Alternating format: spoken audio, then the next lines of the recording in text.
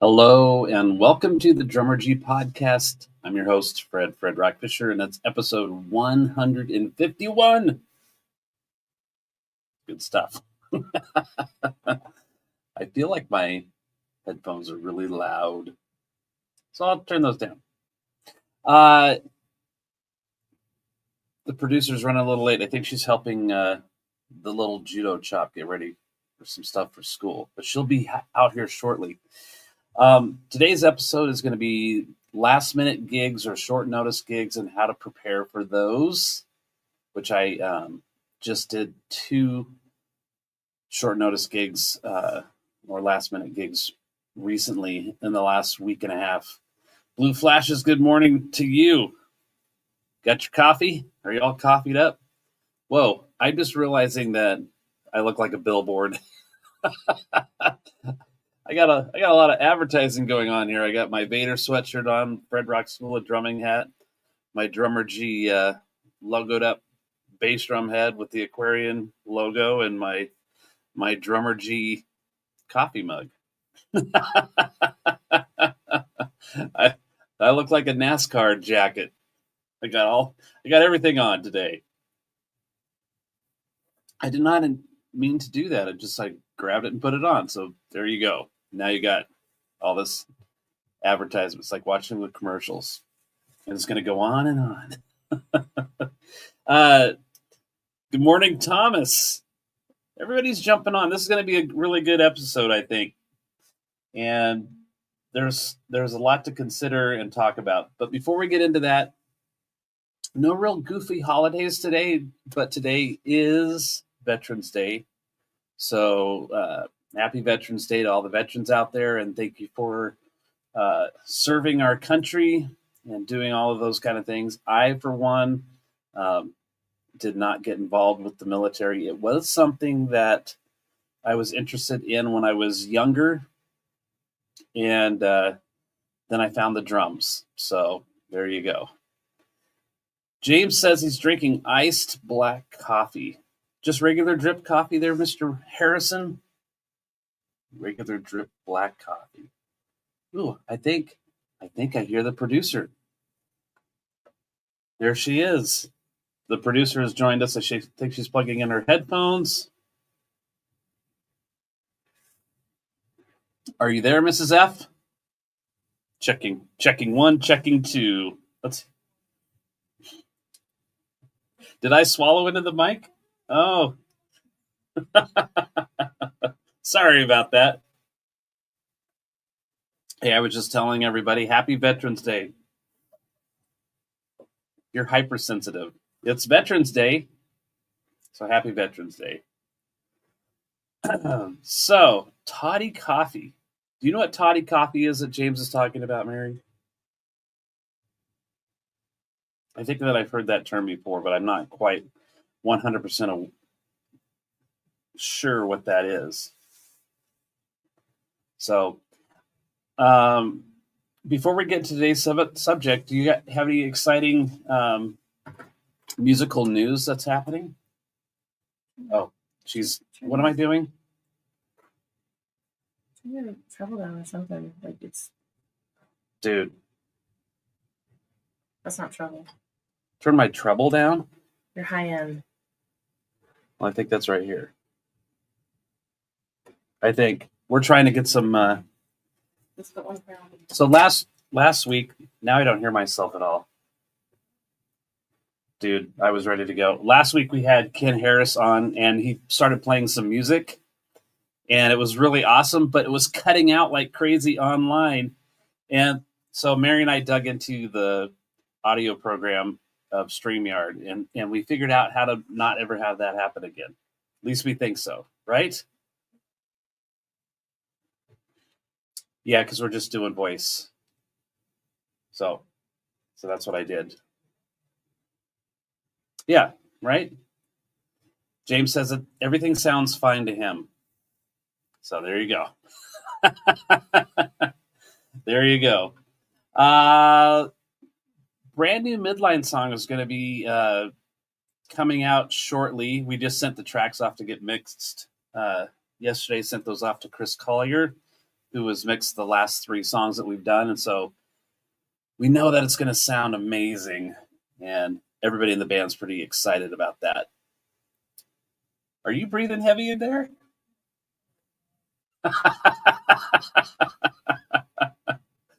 The producer's got a hard job, right?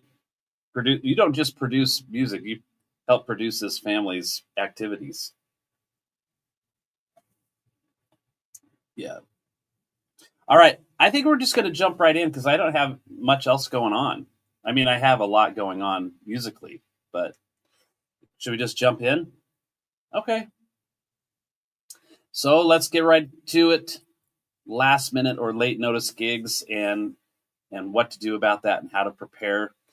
And I'm sure that James out there has been a part of doing this in his career as a drummer.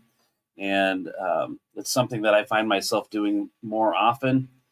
And what does that mean? So a band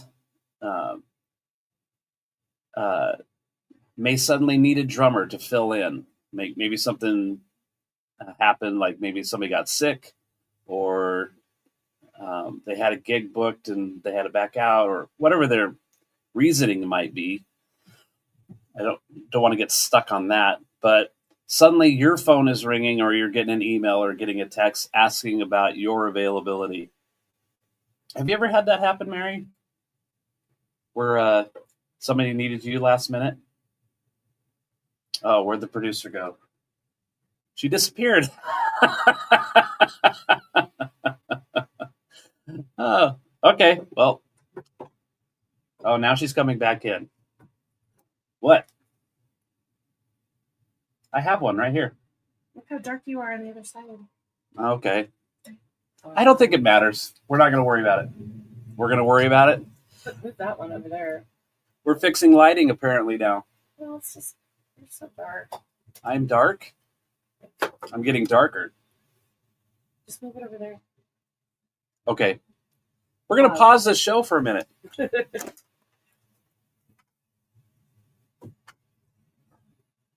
Because we're changing lighting around. Changing the lighting. Right. Needs to be done. Needs to be done. We're going to do it live. We're doing it live. Nothing weird about this at all.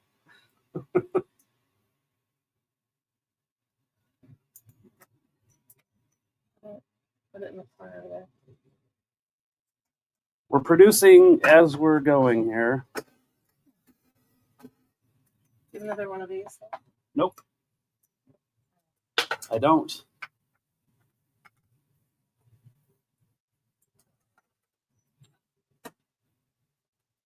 That one fit in there? It does, but that one works. Running out of outlets. Just unplug one from there.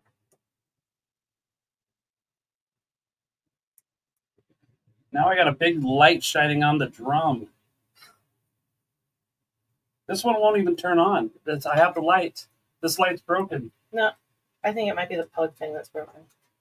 Well, I have power. Just, okay, you can go back to your show and I'll fix stuff.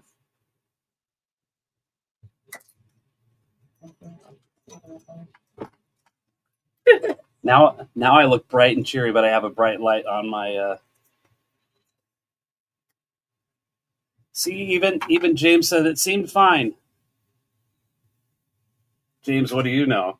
You don't live with this producer.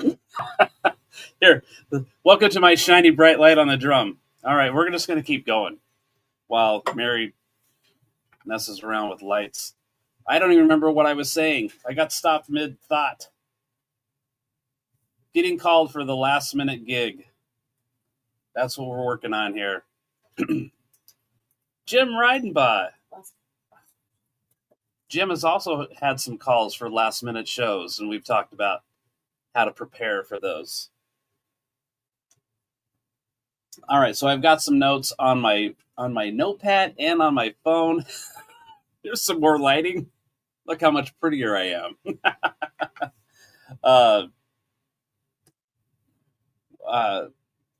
This lighting thing really distracted me. Sorry, people. So somebody in the band can't make it. A lot of times it's the drummer. I don't know why that is. but I'll get a call and ask if I'm available. So part of that is, why are you being asked or referred in the first place? What can you offer?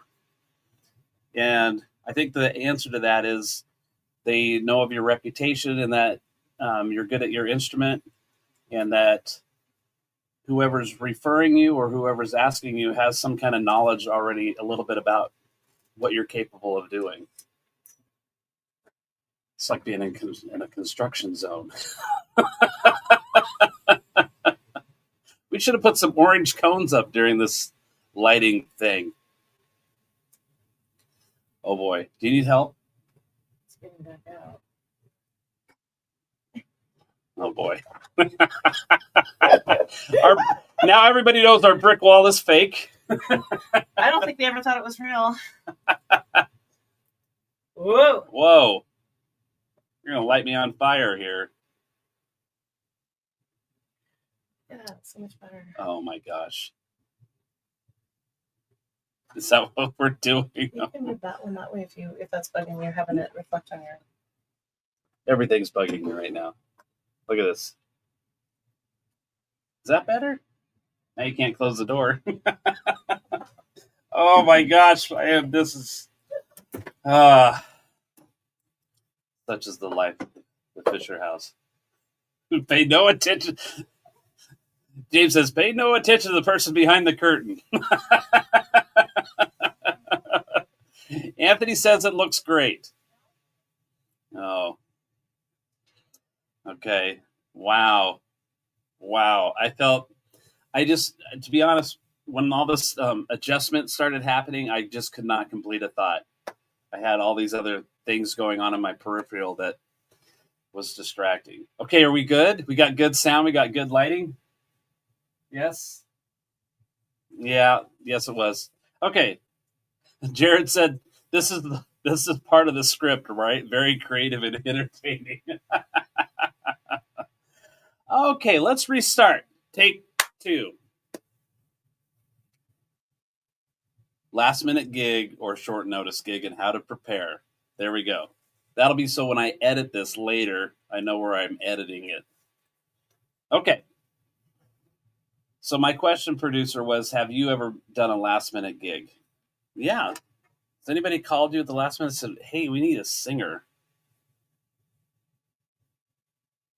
No?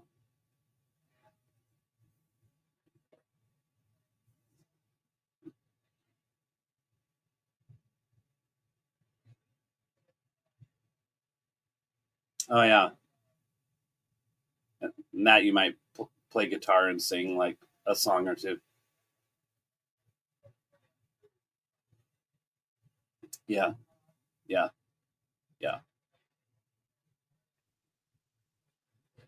So I guess what I was going to get to, Matt Rainier's here. So they're going to call, if you get called for a last minute gig, they've been made aware of you. Maybe they know you personally already. They know what you're. Anthony says I can't hear Mary. Oh my gosh. I can hear you. I see signal and everything. We can't hear Mary if she was talking. Well, Mary, I'm going to turn you up. Oh man.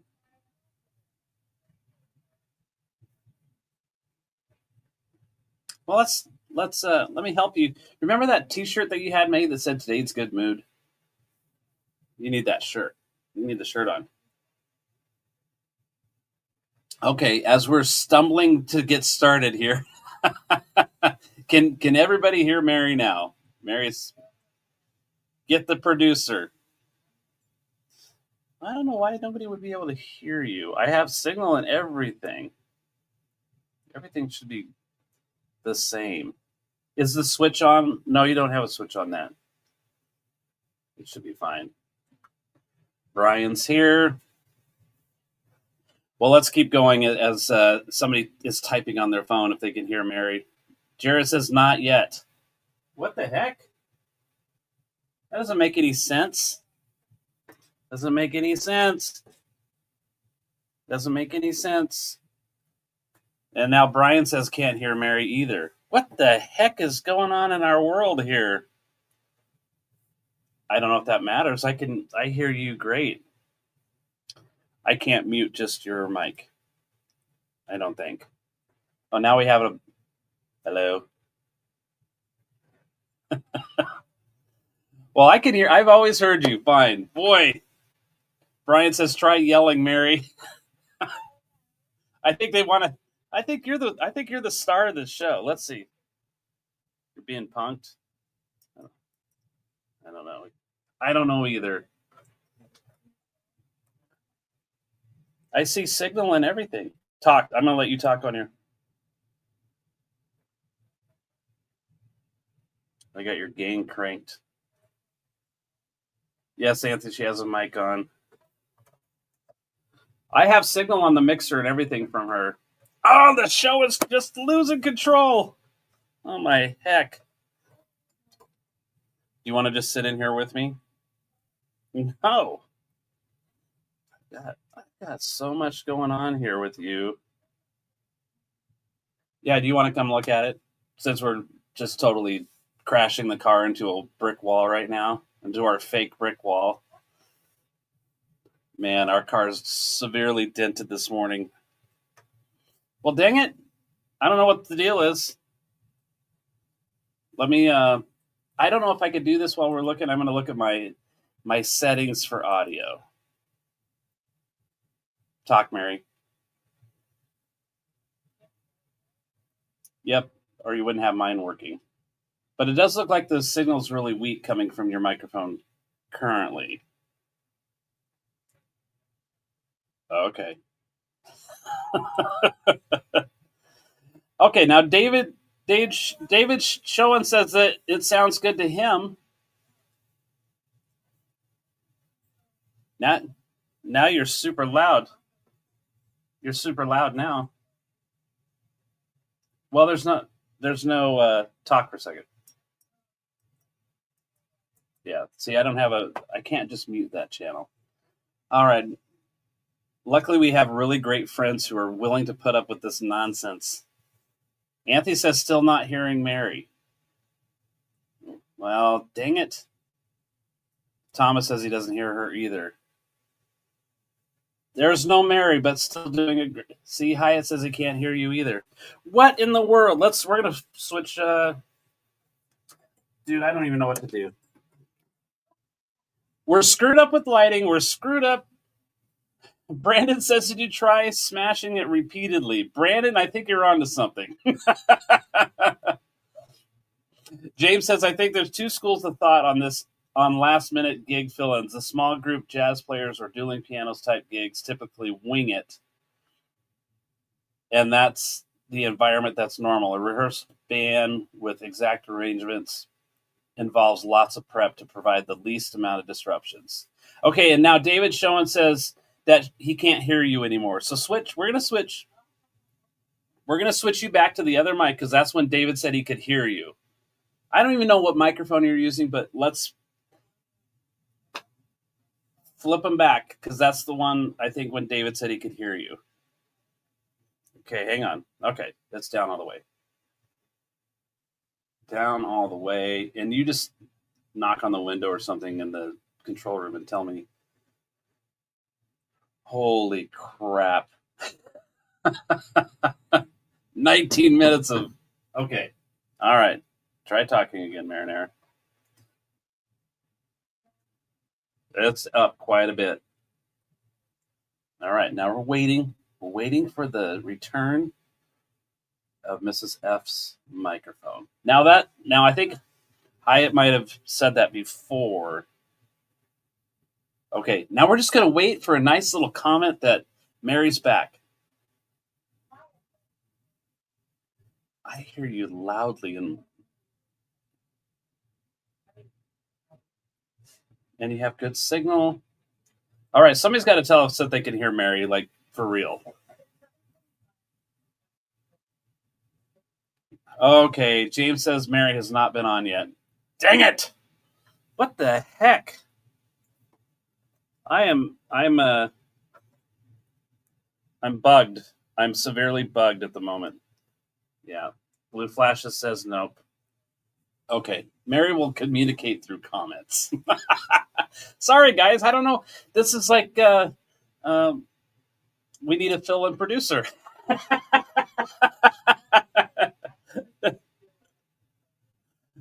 Okay, well, all right, here we go. So David says nothing. Sorry, guys. I don't know what's going on, but we're gonna go with this anyway. I have signal on the board right here with her that matches mine, and what the heck? I don't know what's going on. Well, that's what I looked at. One last ditch effort. Anthony says, just do your show. Right? Well, yes. Maybe this lighting is what messed it all up. That's true. Let's see if this makes a difference. One last ditch effort. Mary, say something. Hello. All right, we're going to do the show. All right, last minute gigs. I know that I read James's comment, but I don't remember what it said. Something about a well-rehearsed band is going to require more attention. All right, so a couple examples. One is, do you possess the ability to just jump in at the last minute and start playing with somebody? I've done that in the past, and I've done it with people that I already knew pretty well. Maybe I've just never played with their band before. And I might have some kind of knowledge. Now I just added a buzzing noise. Dang it! Okay, we're going back to this setting. All right, well, yeah.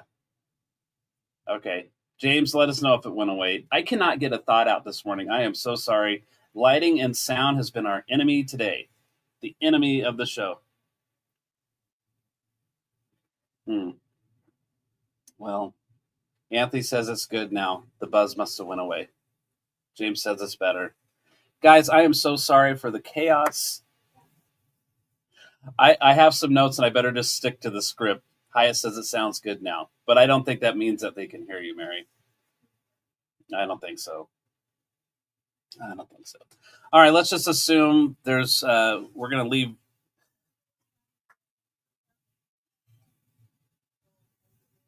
Okay, this is going to be like 7. 7. There we go. Boom. I'm just going to share a couple of examples of situations I was in recently and how I dealt with them, and maybe that will be helpful to you. And we're just going to move forward, even though that we can't hear Mary Fisher, which is, I don't know why. Sorry, people. It's just going to be stuck in that land of, why is this not working? Okay. So what is today? Today is, yes.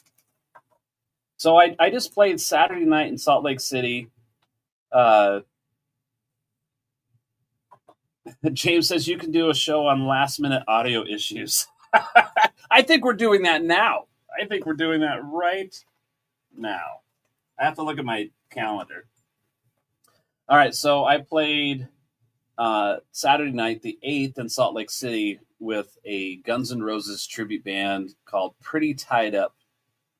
And it was great, and I want to talk pretty in depth about that situation. But the Saturday before that, on the 1st of November, I got a message on Halloween from Gary Tackett. Now, most of us local know who Gary is. He's our transplant guitar player here in Boise from Nashville. And I've been playing with Gary recently with the Eric Clapton Crossroads tribute band, which we're playing this Thursday night at the Sapphire Room. I think that show's sold out. But I've known Gary for quite a while now, and I've started playing with him, and he's had a couple situations. One was on a Wednesday, and he was messaging me around 3:00 in the afternoon and said, "Are you busy tonight?" The Idaho Blues Society had a show going on. Well, and they had somebody. The band had to cancel, so they had nobody to play. So they called Gary, and so Gary said, "I just need you to show up and keep time." So I rearranged some students, and I went and met Gary. I played kick, snare, hat, and I just listened to what Gary was going to play, and then responded. Lots of blues shuffly beats, and just keeping an eye on Gary and what he was doing. So just the two of us saved that show for the Idaho Blues Society. I think that's what it was. Mary, you went there with me. Is that what I did? Now nobody's going to be able to hear Mary's response except me. Where we played at Westie's? Yeah. Was it the Idaho Blues Society? Yeah. So we did that last minute. And then Gary also has a band called Blue Moon Rude, and they had a show at the Harley Davidson shop for some fundraiser thing, I think, that they did. And I've never actually played with Gary with that band before, but I think I just had a couple days to kind of go over a few songs, and we had to play 2 sets. So Russ Vaughn on YouTube typed in. He says no. That's our drum roadie Russ, not my drum. Well, Russ has been a roadie for me before. Been my drum tech. He prefers drum tech. He's Jeff Poole's drum tech for Casio Dreams, and Troy Nichols' drum tech. So Russ is here on YouTube. Hey, Russ. I don't know why we don't have audio for Mary. This is a irritating, disappointing part of the show. So, yeah, I don't know. I can hear myself. Russ says you need a rest today. So I don't know what's going on. I don't understand. This should be simple. But at any rate, we're just going to keep going. So I've built up a reputation with Gary to where on Halloween, I got a message from Gary that said, "Hey, are you available tomorrow night for a show at the Bass Center?"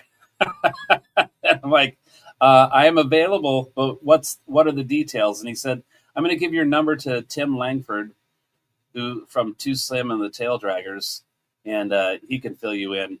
And he told me what it was going to pay and what time I needed to be there. And so when I was talking to Tim, I said, "Well, what's the set list?" He said, "I don't know. Everybody's going to be winging it." So it was Tim Langford playing guitar. It was Bob Humphreys playing bass, who I'd met Bob once briefly. I've met Tim once briefly.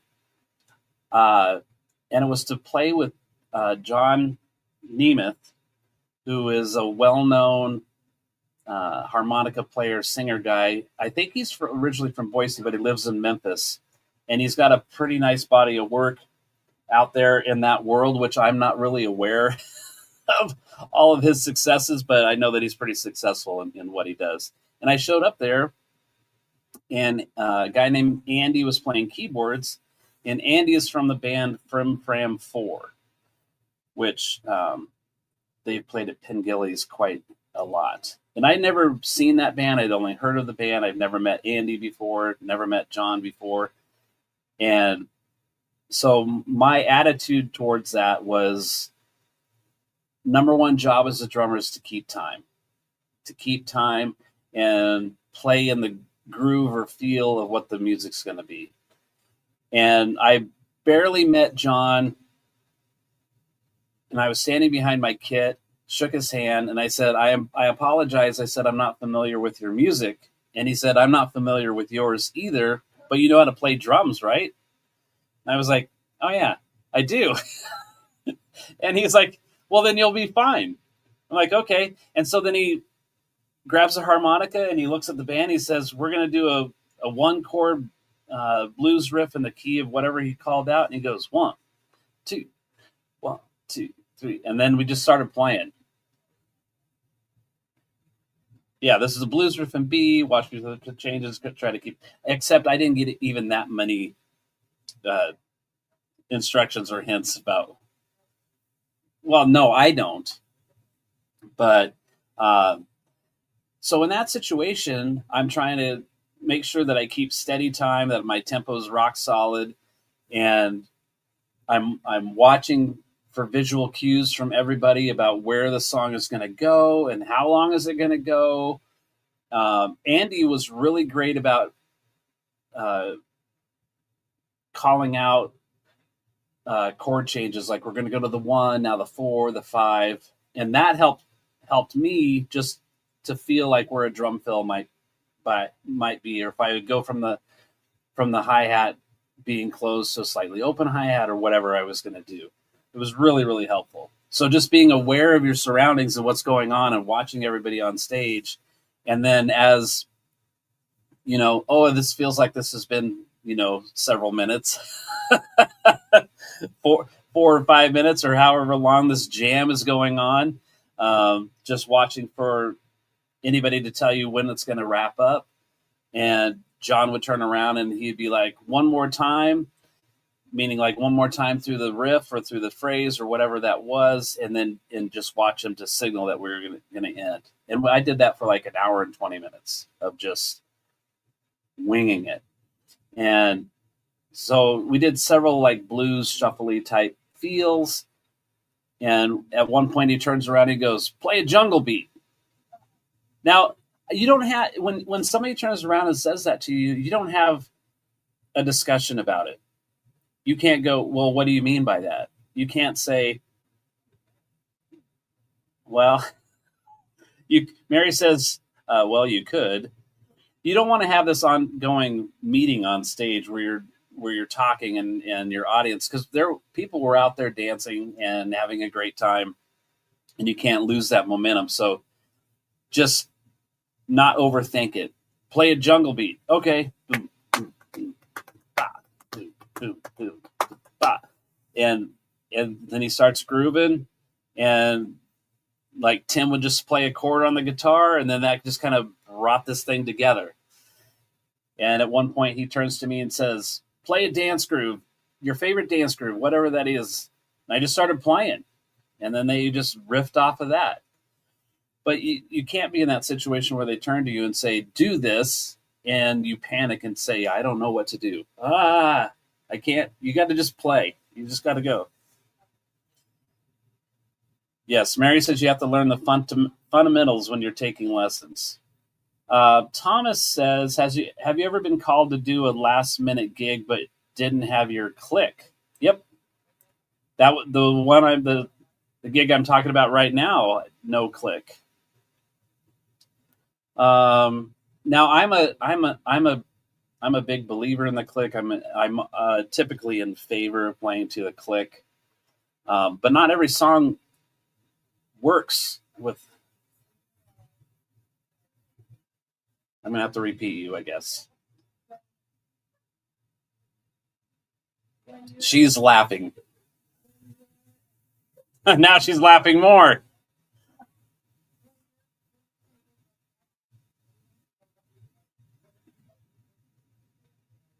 Yeah, there's nothing. Mary was saying, like with the gig like that, you can't even set a click to anything because you're winging it. Yeah, a jungle beat. James says on that jam environment, learning basic musical forms, ABA or AABA, 12-bar blues, etc., really helps in those situations. Yeah, and James, that's exactly what was happening. Exactly what was happening. Mary, if you came in, you didn't want to be on camera, you could probably just sit near here, and we could probably hear you if you would like to do that. Everybody misses the producer. I think you should grab a chair and just sit right here.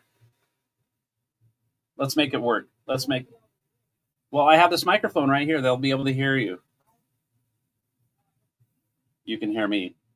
That'll be the good thing. Okay, we're gonna make this happen, people. This show is completely off the rails. Completely off the rails, which means I have to move this light, open this door. Here we go. Ah. Here we go. Here we go. Come on in, producer. Like pedestal ones. There was a spider over there. Which means I won't need this. Which channel am I on? 2. I wouldn't worry about it. There's Just no- grab a chair. Grab a chair. You're grabbing a Yeah. chair. You know where the chairs are in this building. Mhm. There's drum stools and all kinds of stuff.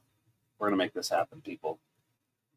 Serena says, what is ABA? Oh, this is a good question. This is a For great question. Our student. Yes. Hello, Serena. Oh, this is completely off the rails. Here you go, babe. Yeah. You want me to hold that for you? I can't even drink it because it's so hot.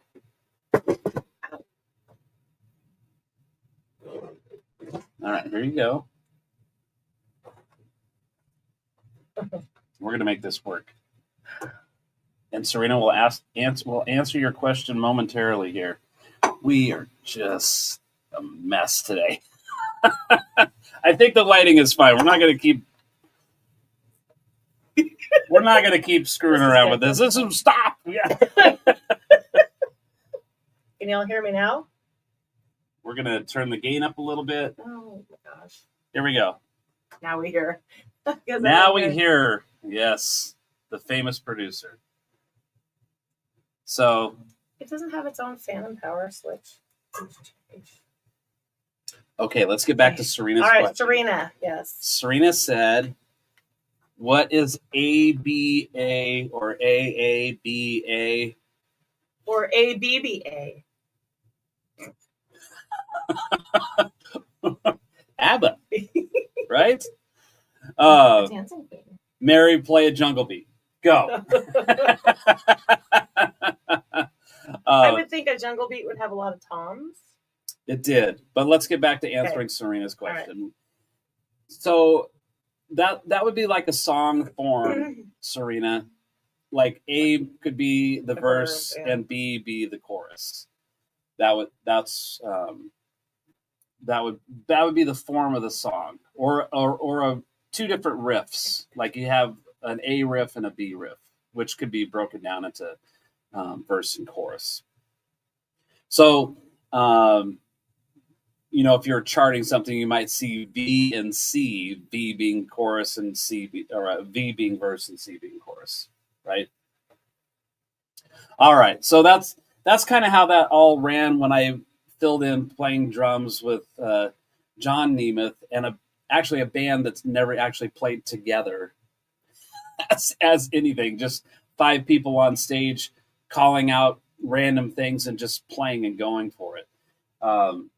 And it worked out really well because everybody was paying attention and everybody was really great at their instrument and could do all of that. Cool. Right? Well, I wasn't there, You weren't there. but No. I'm assuming that's how it went. So Serena gave a thumbs up and everybody says they can Yay. hear Mary and they're all happy and all is right with the world now. Yay. Okay, so I am Facebook friends with Brandon Fields, who Brandon had popped on here a moment ago. I don't know if he's still here. He might have lost interest. He might have lost interest in our complete meltdown of technology. I've known Brandon for several years now through Facebook and through a mutual network of friends. And Brandon has this Guns N' Roses tribute band, and the name of that is called Pretty Tied Up. He's got Trey Bledsoe normally plays drums for him. I've never met Trey either, and they both live in Kentucky, but I don't think they live near each other. Brandon is here. Hey, Brandon. Brandon, I'm going to tell the story, buddy. So I've never met Trey either. I've been friends with Trey for a long time on social media, and I also know a lot of the same people. I played in a touring cover band from Michigan in the end of 1996. Mary and I had just been barely married for a year, and I hit the road for 3 months with this band from Michigan. I think it was 97, but yeah. It was 97. Mhm. Okay, well, it was a long time ago. A long time. Either way, Circa 97. Circa. That name of that band was called Pull, and Trey Bledsoe was the drummer in that band before I was, and that's how I had heard of Trey and knew of him, but never actually met him and never connected with him until this kind of network of drummers on YouTube who are doing drum covers a lot. And through all of that kind of networking of drummers doing this, Brandon was a year and a half. Brandon, you're so much younger, but man, I don't. It doesn't feel like that. It feels like we're. I'm not saying he's old. That makes me feel young. Oh, okay. Yeah, yeah. There's. Dang it, lady, you. Well, when he has the full slash effect, you can't really see his Right. face, probably, right? Right, So it's like, right. No, well, he could be anybody. Well, it's. I don't care how old he is. He's fantastic. He's That's awesome. Such a great guitar player, and he's a cool dude to be around. Was So 1 point. Brandon, we're digging you, man.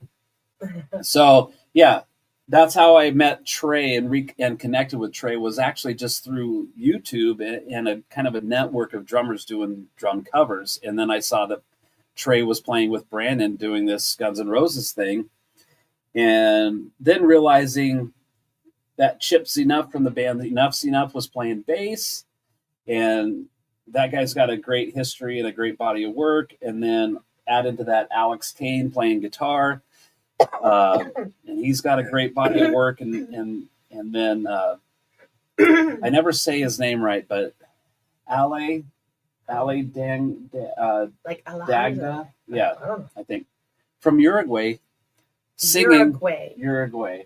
singing. He sings Axl Rose great and looks very similar to him. So Brandon's got all the right pieces together in this really cool band. I want to know how. And been watching it develop and all the touring that he does over the last few years. And so it's been now probably close to 2 weeks ago that I got a message from Brandon through Facebook and said, "Hey, dude, I'm going to be playing in Salt Lake City on November 8th, and I need a drummer." Pronounced Ollie, short for Alejandro. Ollie. That helps. Thank you. Thank you so much. I would have been stumbling around. I probably still will stumble around. I want to hear how you find a singer from Uruguay. Well, that's where we need to have Brandon as a guest on the show after we fix our terrible technology issues. Something simple. Yeah, I don't know what's going on. Did you try turning it off and turning it on? No.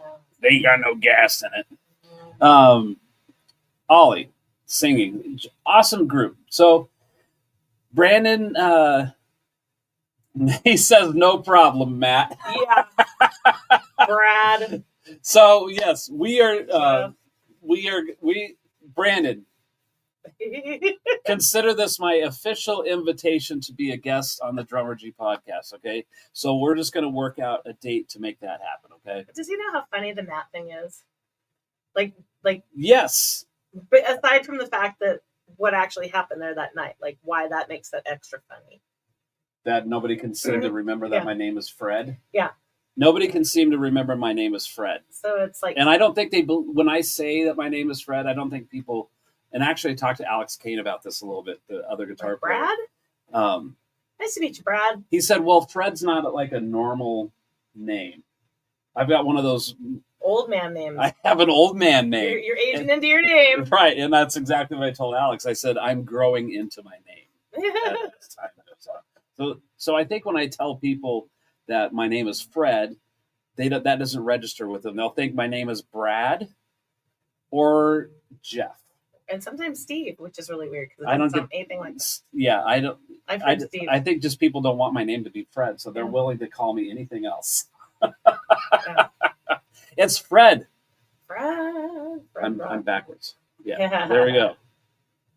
All right, so we're going to get to the Matt story also. So Brandon mentioned me and I was available, and told me what it would pay and some of those details. And one of the things was that I would need to drive myself there because the band was flying in, and turned out I needed to take my drums, which that ended up being a good thing. Two would make me more comfortable. Not that I couldn't have played the band's drums, but I kind of did a quick little research on them and saw how his drums were set up, and it was like, that's not really my style. So I had the ability to take my own, and that's what I did. So this list of questions I'm going to go through that I wrote down are all going to be applicable to this situation here. So when you're being asked to fill in for a band, get the essentials first. Set list. What's the set list? And that's what information I got from Brandon immediately was the entire Appetite for Destruction album in order, and then the addition of a few other songs that were on that list, and the order of those. So I made a playlist in my Apple Music of all those songs so that I wasn't surfing around trying to pull those up individually or anything. And then I could rehearse the show in order of the show. And that really, really helped too. The other thing was like recordings or getting recordings or references for the show. Now, you have your studio recordings that a lot of bands have. And then sometimes they might play those songs slightly different live. And so you need to find out that information too. The cool thing is with Pretty Tied Up, there's quite a few videos of the band playing these songs live. And I was able to go through and kind of A/B between the live recording of what the band actually played and then the studio recording from Guns N' Roses. Mm-hmm. Why are you messing with the lights? It's in my way. Oh my gosh. Why are you even bringing it up? It's just in my way. Because you see all this light moving on the screen. The dang light. Okay. Yeah, notes on intros and endings and things like that. When I talked to Brandon on the phone, he was like, "Oh man, it's not a big deal. We just pretty much play everything just like the album, and kind of watch Chip for the endings." And that made that really simple. For the changes. Watch him for the changes and try to keep up. Exactly. I asked Brandon, I said, "Do you need me to play to a click?" The answer was no, because those songs weren't recorded to a click. And as I was practicing those, you could feel the tempo kind of roller coaster its way through through the song. I don't think it's like super obvious when you listen to it that the tempos are wavering, but I play to a click like 99% of the time. Like midline's all to a click. Everything I play with Cliff Miller is on a click. Most everything I record here in the studio is to a click. And so I'm like super hypersensitive to that. And so when I was practicing these Guns N' Roses song and stuff would just suddenly slow, I would be like, "Whoa, what's happening?" Yeah. And when I'm listening to you practice, all I hear is you, so I can hear those changes. Yeah. What's happening in there? James says Paradise City is very wavy. Yes, it is. Yep. Because the intro to that do ga, is it's way laid back. Then you get to the guitar solo. And then when the song kicks in, it's down and down and down and down. Yeah, with the tempo. Then when you get to the end for the guitar solo. Yeah, it's buckle up because you're gonna go. Brandon says "Out to Get Me" definitely speeds up by the third verse. Yeah, it does. So that was one thing that I've mentioned so many times over the last couple of years of. I really love singers, and I've gotten into lyrics and like how does that affect my drum parts. One thing I really listen to as a drummer is how well the singer can sing. Like if the singer, I hear the cadence of the vocal phrasing, and if I hear them starting to really have to run that together, I know I'm playing too fast. Like I don't want the singer to be out of breath because they got a runaway trained drummer playing with them.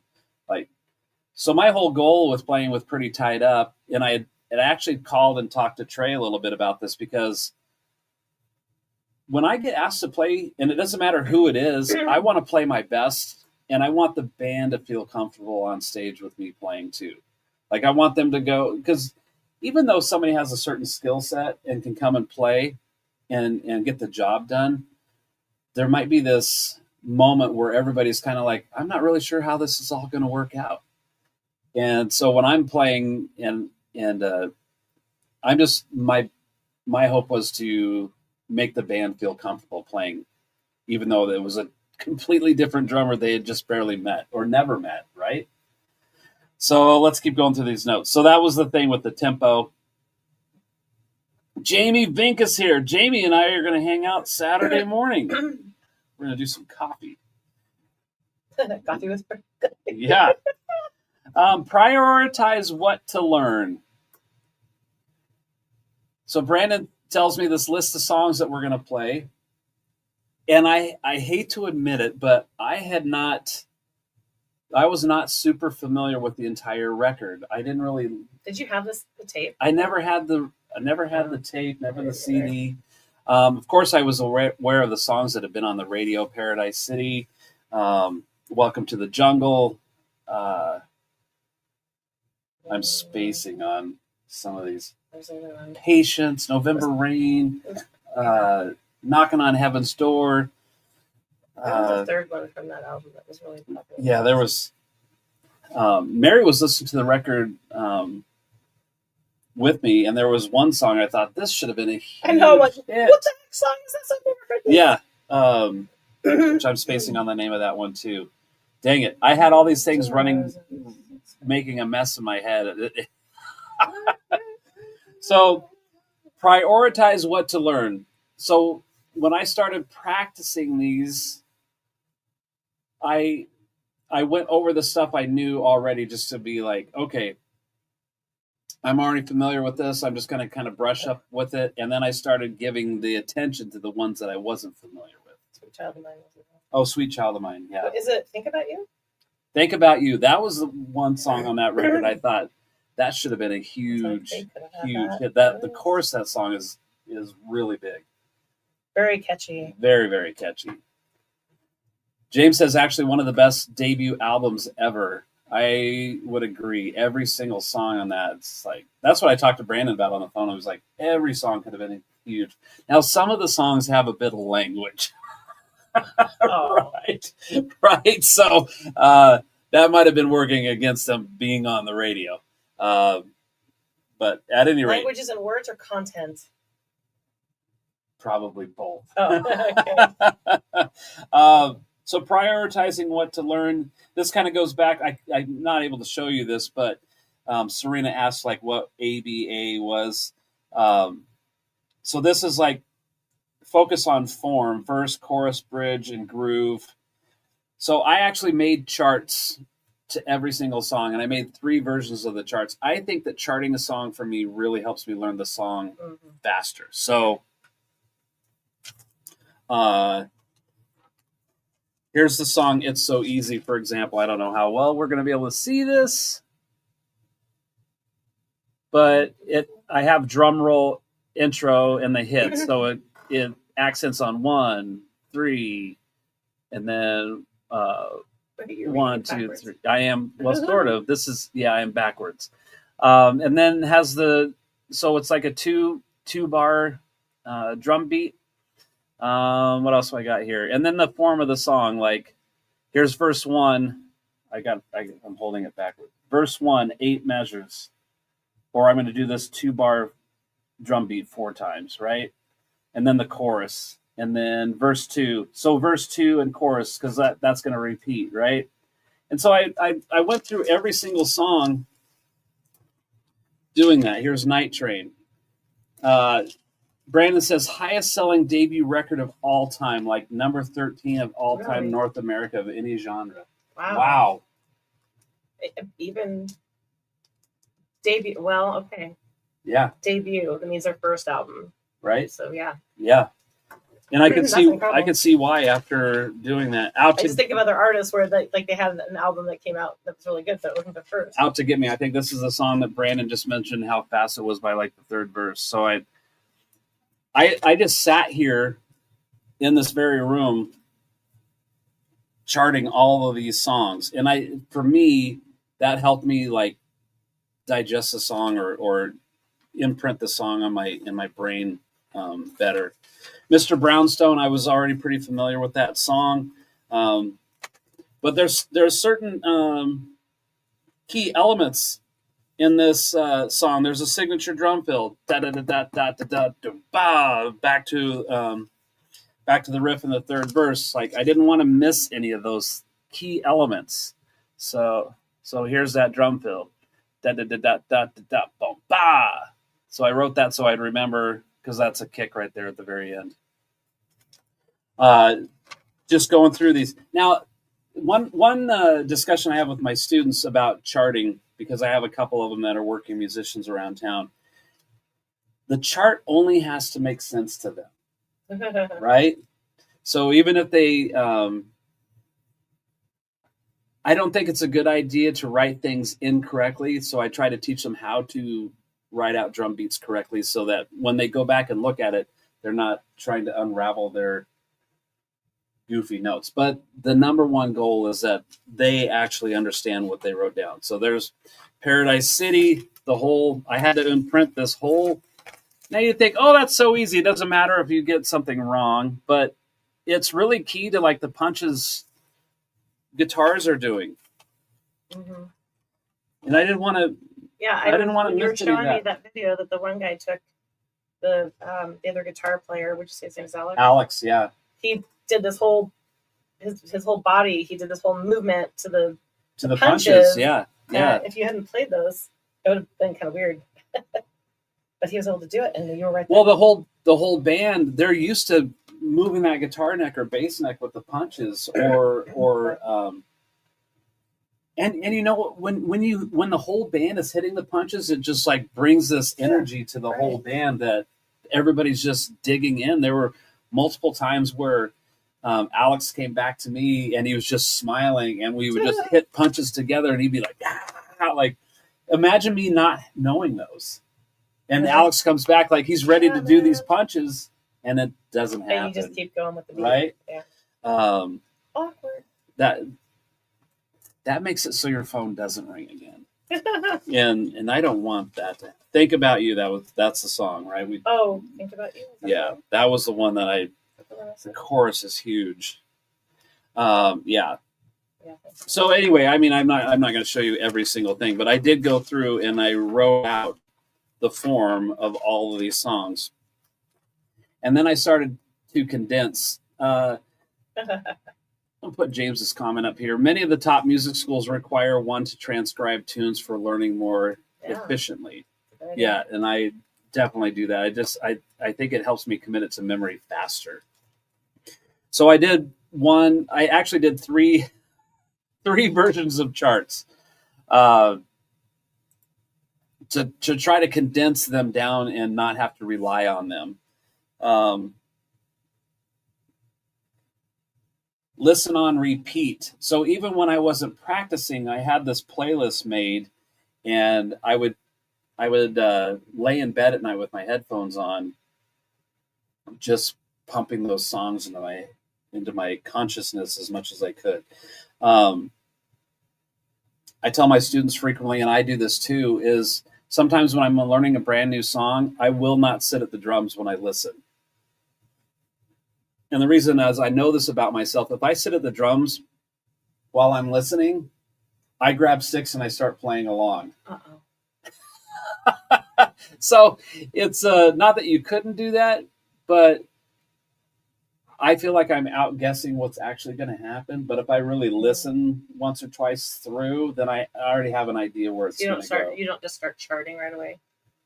I do try to chart right away if I can. Yes. So listening, another suggestion is making sure that your equipment is ready to go. Make sure you have your gear is functioning and ready to go.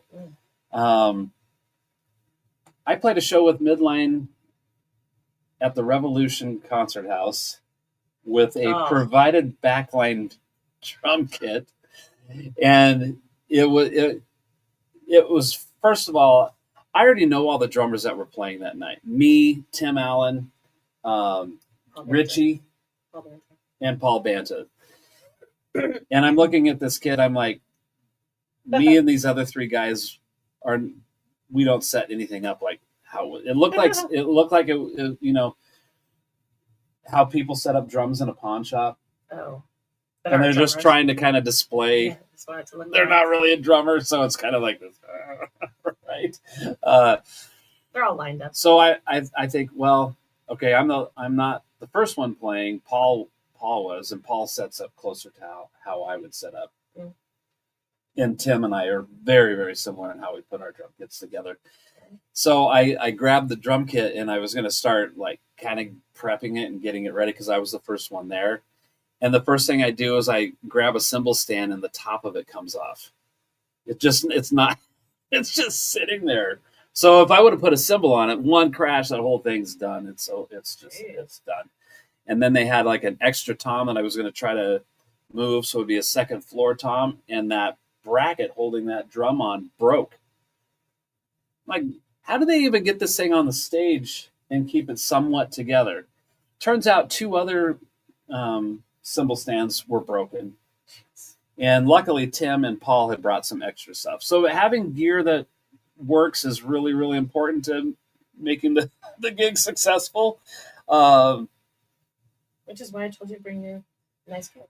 Yeah, so I brought my own drums. And then I don't have anybody else to blame either if something is... Well, you also had the luxury of being able to take your stuff.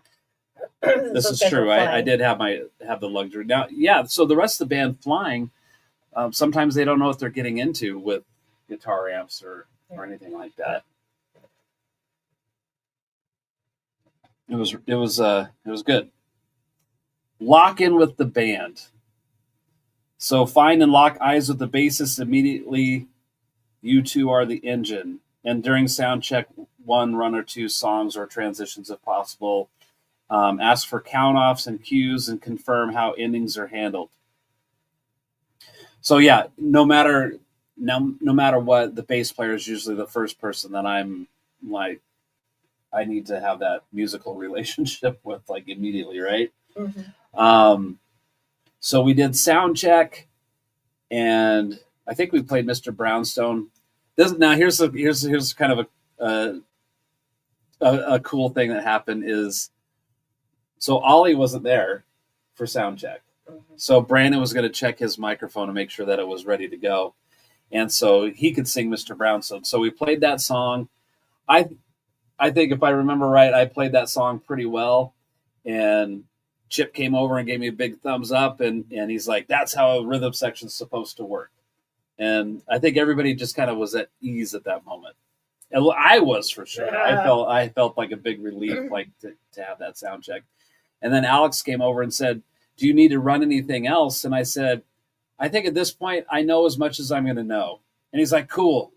That's what I wanted to hear. Like, I'd be like, wow. Yeah, there's no way that I'm going to run the whole... Guys, can we do a sound check for the next hour and a half? No. You want to sound check? We can do starts and stops. Yeah, but sound check for me is not time to rehearse. Right. So you want to be ready to go.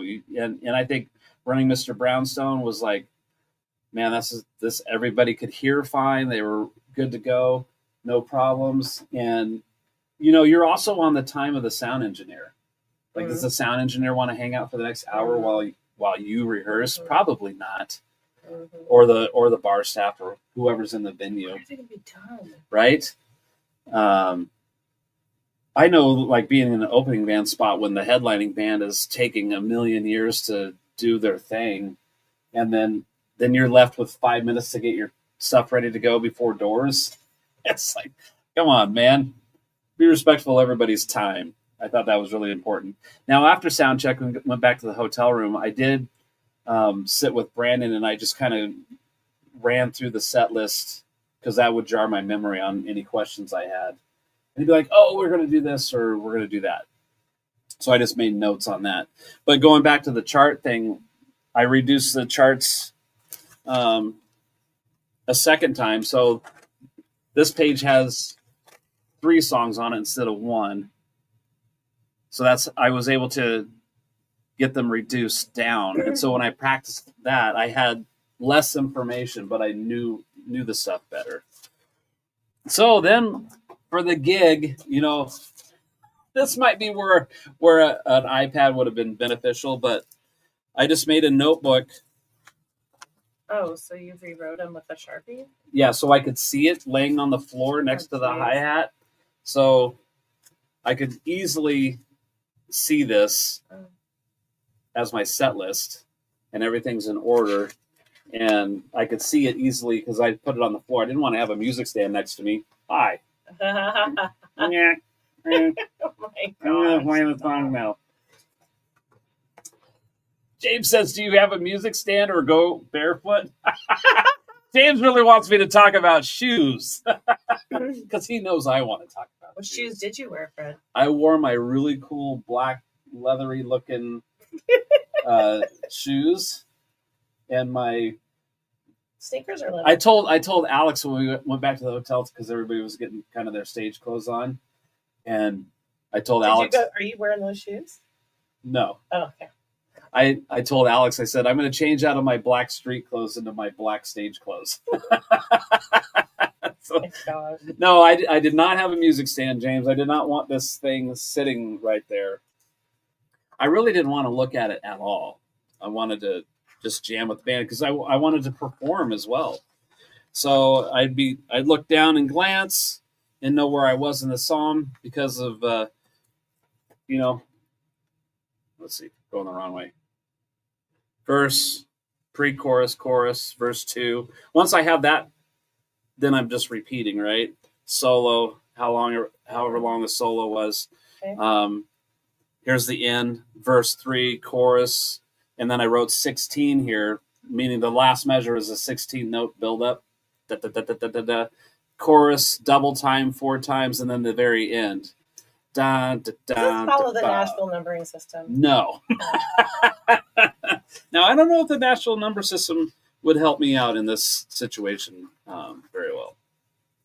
So that's what I did. Does the number system do beats, or is it just notes with their value written out? You and I took this Nashville numbering system class, and there was like playing actual. Yeah, but there was a part in there that they notated pushes and punches, and I don't remember. I'd have to look at that book again to remember exactly how that is written. So stage mindset: keep your face relaxed, groove first, flash later. Recover gracefully and end cleanly. Oof. So when I played with the week before with John Nemeth and Andy was playing keyboards, I wasn't sitting on because I didn't know there was nothing to go off of. Everything was winging it, so I wasn't like,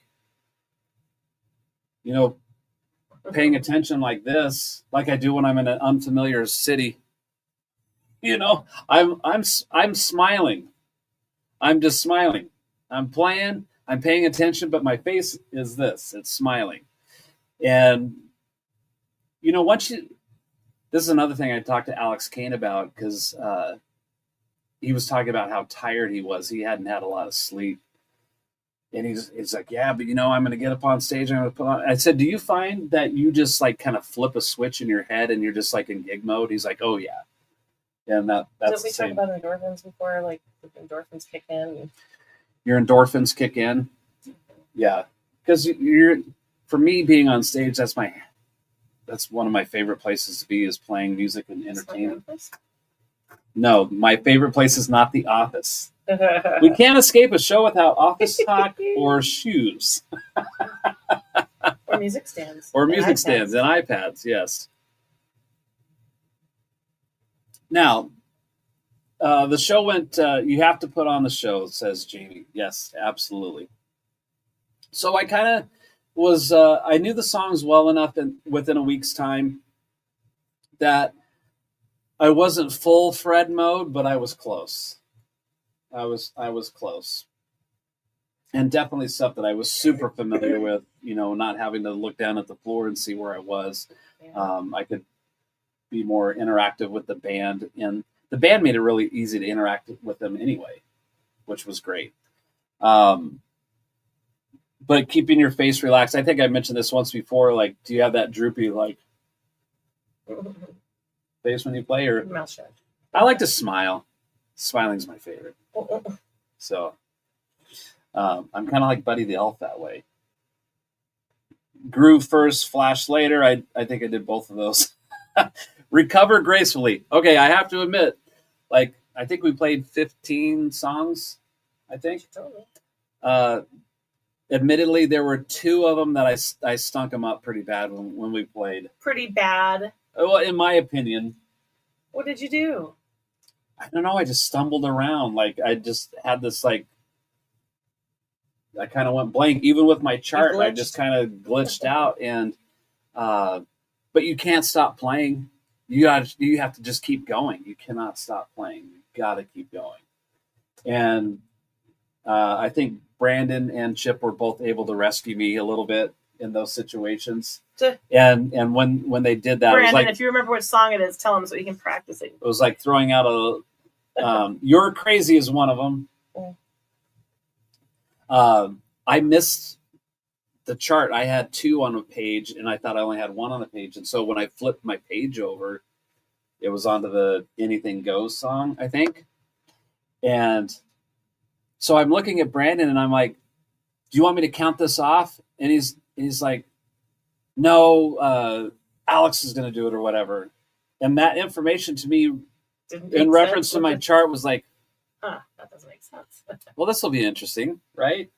And then Chip introduces a song and goes, "This song is 'You're So Crazy,' which should have been in, right?" But it was like, the drummer doesn't know what's happening. I was like, "Oh." And so I got in a panic for a moment there. To me, on stage, felt like an eternity, but it just happened within a couple seconds, right? So James says, "I think everyone has their own personal charting methods. I've stolen ideas from Greg Bissonette and Kenny Aronoff for cheat sheets, but the basic writing symbols are somewhat unique to me." Yeah. Brandon says, "First chorus and You're Crazy and slide solo and Rocket Queen are the only thing I remember, but we recovered like pros. I bet 0 people noticed." Yeah. But regardless, I felt like, I'm sabotaging this or Rocket Queen. Yeah.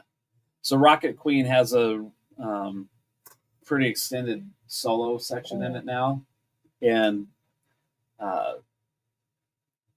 Seal says, "Now is the time." I don't know what that is in reference to, Seal. I was talking about charts. Now is the time to go. Now's the time to play. Maybe that's what he means.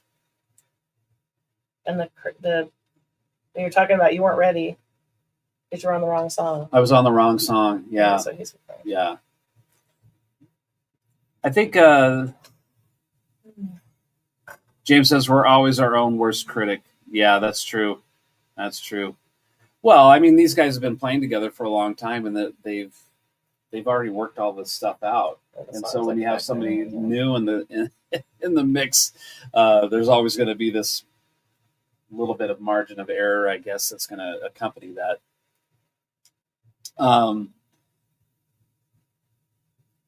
One thing to be aware of is, what does the band look like on stage, and are you going to dress appropriately so you look like you're in the band? So I had my black on. Black is a really Oh, Brandon says they had to restart You're Crazy when they played at the Whiskey, so they had Scott Coogan playing drums. So he said, "Don't feel bad." There you go. That's funny. I think part of it, Brandon, for me is like reflecting on the show and then trying to keep track in my head, like, okay, this is where I need to fix things going forward. Make notes on your notes.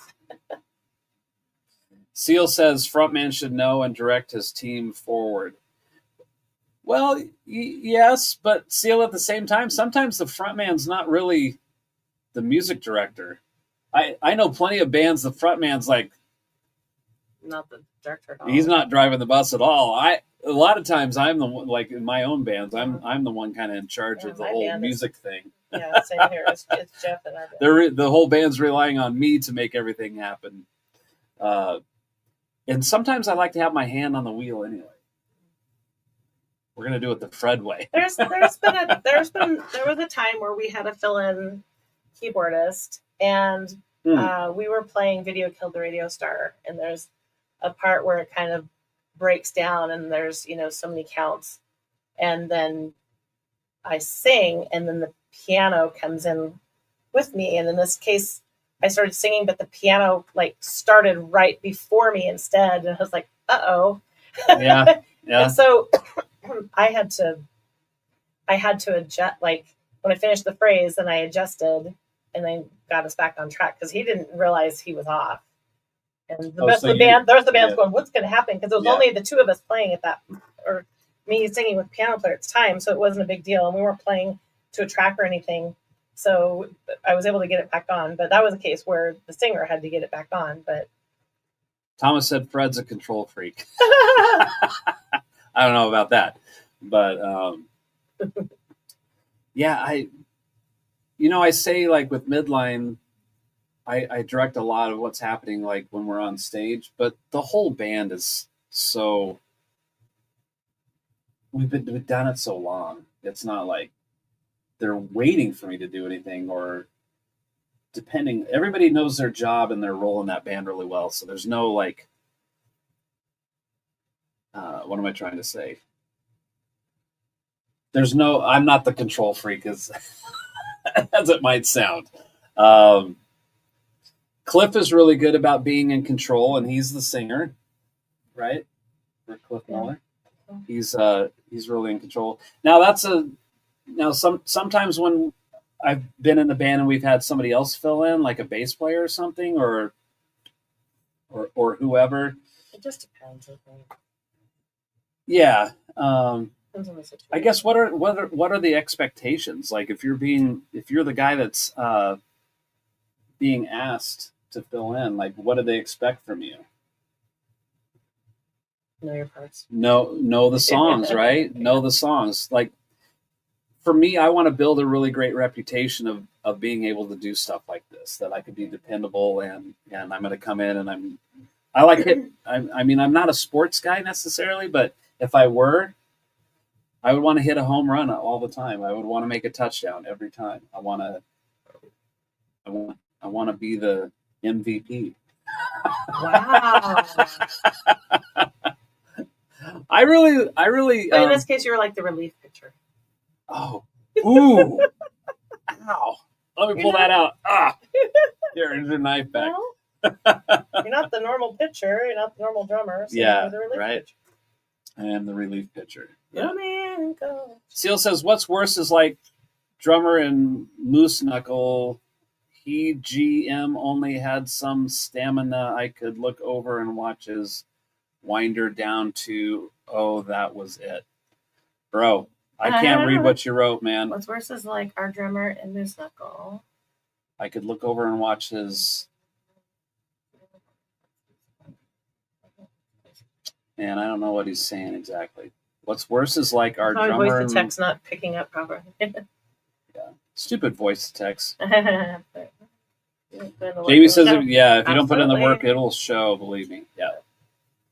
Oh, yes. We've experienced that too. So here's, like, to try to summarize my whole experience with playing with Pretty Tied Up. I had never met anybody in the band. Yeah. I got asked to do the show by Brandon. Which was cool. Thank you, Brandon. Yes, thank you, Brandon. Brian says foot, watch his foot. Yeah. This very fragmented discussion here. I think he's talking about like keeping on beat or something. I don't know. Brian, well, he had zero stamina. He had zero stamina. He had stamina. Zero. Stamina. Okay, thank you. I think we're getting it figured out. But I think Brian brings up a good point. Watch his foot. Watching people's body language on stage is really crucial, because you can tell when a move is about to happen, and especially if that's in time with what's happening. You know the next thing is coming. Really, really good. Really, really good. And Chip was really great about how we were going to end songs. Like, he would turn to me and go, one, and I immediately knew we were going to do one hit. And so we'd be like, trash can, and he would say one, and then his bass would move, and boom with that, right? Or he would come back and say two. Yeah. Boom, boom. Yeah. One time he said five slow. So it was like, dun, dun, dun, dun. Yeah. Just keeping your eye on the ball, so to speak, right? Yeah, you gonna talk about the map part? Oh, yes. Thank you. So I was kind of summarizing, like, how did I get in this being? So that's like the importance of like networking, especially like through social media. Like, I know some musicians are like, oh, I hate social media, blah, blah, blah. I'm like, for me, it's just, without getting long-winded on social media, it is whatever you allow it to be in your life, right? So I stay out of all the political stuff. I don't want anything to do with it. Not that I don't care about it, but it's the social media division is not worth it to me. So I don't bring it up. I don't participate in any of that. And it doesn't matter if I agree or disagree with those people. My friendship with people is more important than the intensity of how people want to have those discussions. I'm like, leave me out of that, right? So there's that. But this is a great example of paying attention to people and networking with people, even if it's just online, and becoming friends with Brandon online, and being aware of what he's doing, and he of me. And, you know, when Trey wasn't available to do the show in Salt Lake, he's like, who do I know that's anywhere near there? He's like, well, Fred's in Boise. Maybe he can make this drive and make it happen. And that's exactly what we did. And I had met Chip Zenoff once briefly, like in 1997 or something. I was in a band opening for them and said hi to him in passing, basically. You know, it's not like we became friends then or anything like that. And never met Alex and never met Ollie. In fact, I didn't meet Ollie until after the show was over. Because he was hanging out with friends, and he showed up just in time, basically, to get on stage. We were already on stage, ready to go, and he's in Axl Rose mode, right? And he comes up and he does his thing, and maybe after the third song, he ran back to me and fist bump, and I was like, "Thank you," and then when we got done, I walked off stage and he was back there, and I introduced myself, and he gave me a big hug, and I think that he left shortly thereafter. I didn't really even hang out with him, but he did. He was fantastic. Those guys from Uruguay, right? So when I go to I go to the gig, I get there a little early, because I just felt like if I got there early and had to wait, that would be better than being on time and they were ready for me early or whatever. I want to be ahead of the curve with that. So I got to the venue, went in, met the sound engineer, Justin, loaded my drums in.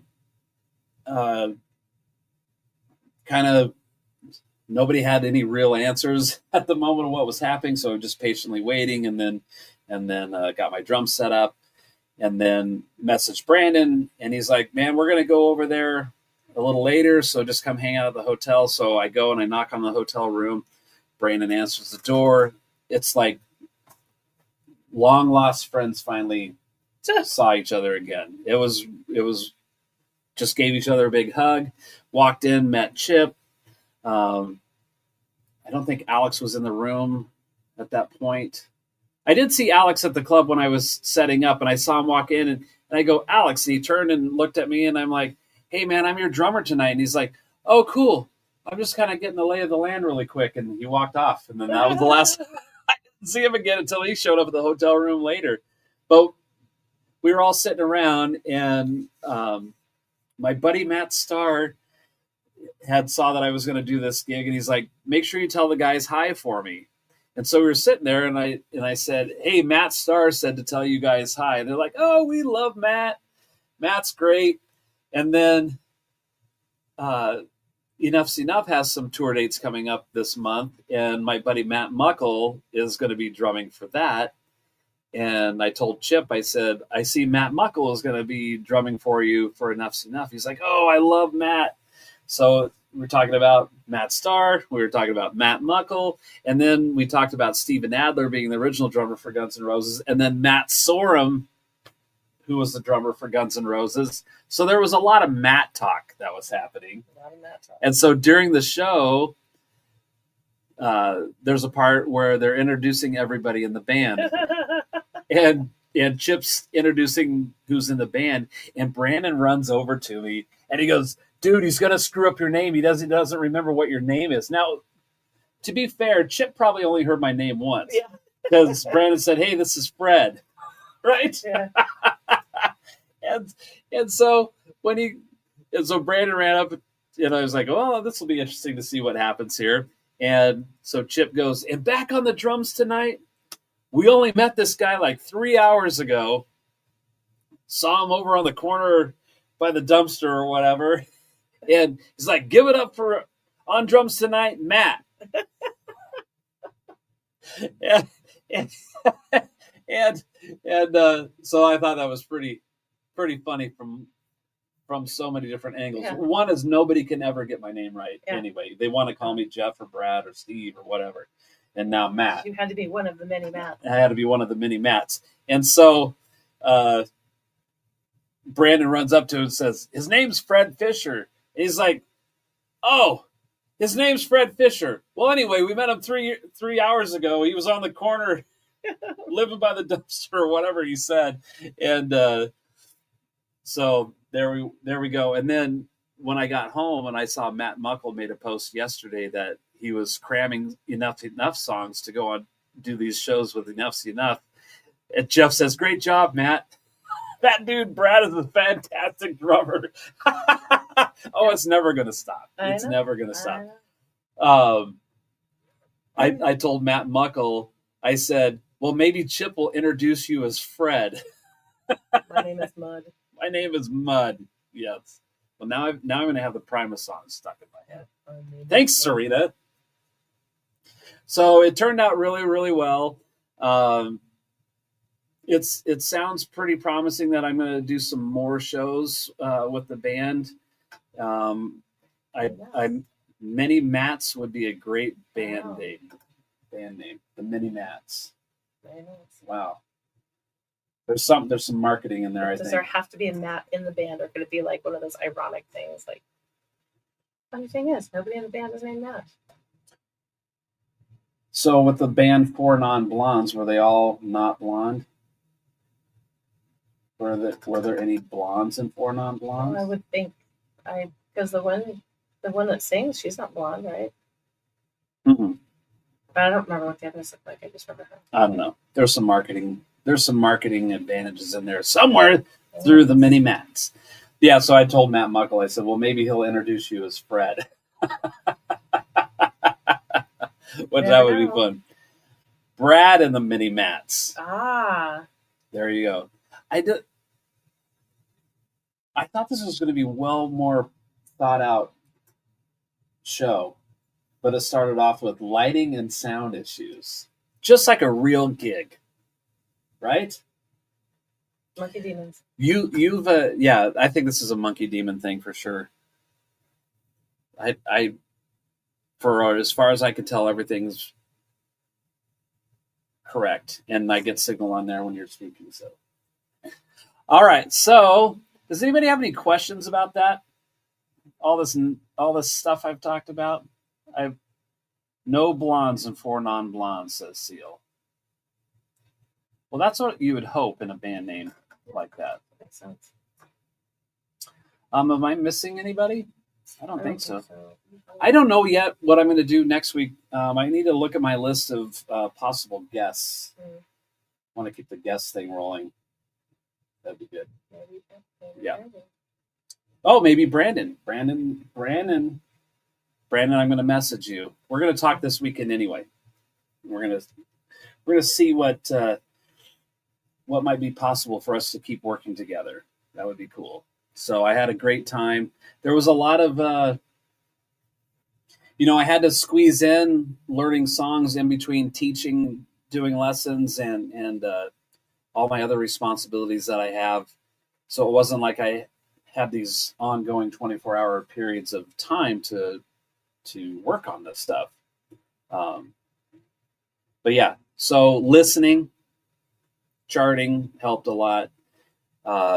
Just being a person of service and wanting to provide the band with a great solid drumming and somebody they didn't have to worry about. Seal says if I had a gay band, I would call it Fairy Peril. Oh, brother. I bet that's been said before. All right, guys, thanks for hanging out. Really appreciate it. And being patient with us through all of our calamities. Jamie says, is there any other gigs coming up that I am prepping for? Not with that intensity at the moment. Well, you're playing this week with Gary. I'm playing this week with Gary Tackett doing the Eric Clapton Crossroads tribute band. So I'm just going to brush up on that. I've done that show three times, I think, so far. So I just need to kind of go through that and just brush up on a couple things. Thank you, Brian. Appreciate it. But yeah, nothing at the moment that's that intense. And then I'm going to stay on top of knowing these Guns N' Roses songs so that if and when Brandon wants to call me and do another gig, I won't have to. You'll be better with Rocket Girl. Rocket Queen. Rocket Queen. Rocket Man. You're my Rocket Girl. Oh, my God. All right, guys. Thanks for hanging out. We'll see you next week, and we'll go from there. Have a great day, and I'm in this.